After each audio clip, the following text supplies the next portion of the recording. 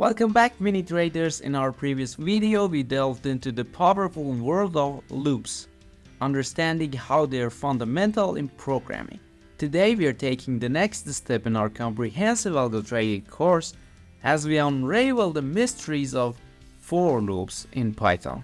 So let's dive in.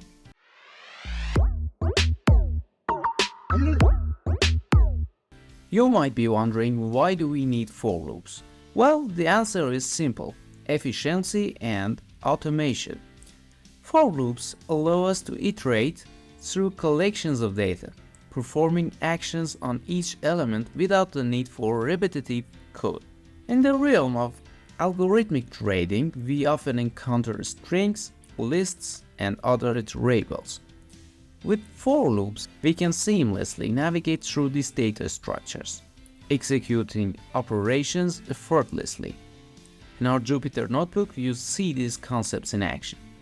Now, what if we need to break out of a loop prematurely? Enter the break statement.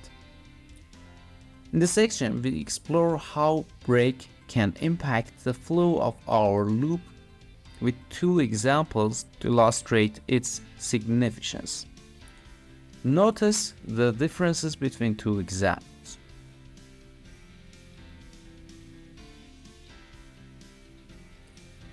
Sometimes we might want to skip the current iteration and move on to the next. That's where the continue statement comes in. As you can see, this example skips odd numbers and prints even ones. You might have problem with the range function you see in the example. So let's see what's the range function.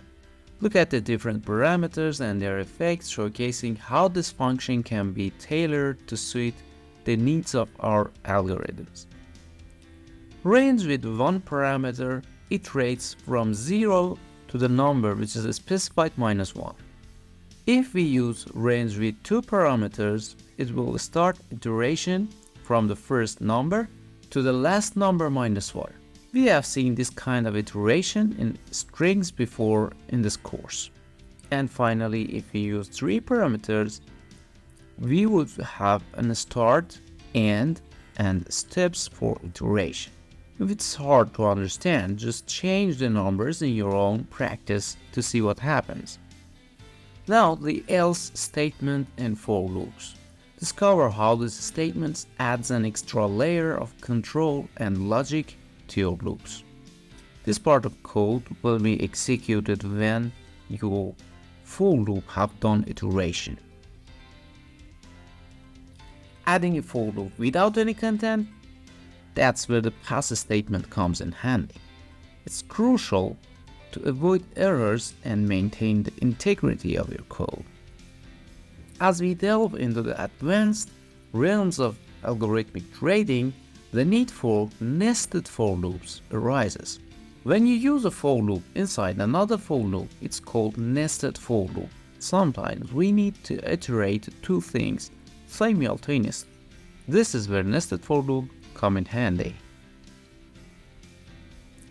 As we conclude this video, we hope you've gained valuable insights into the world of for loop in Python.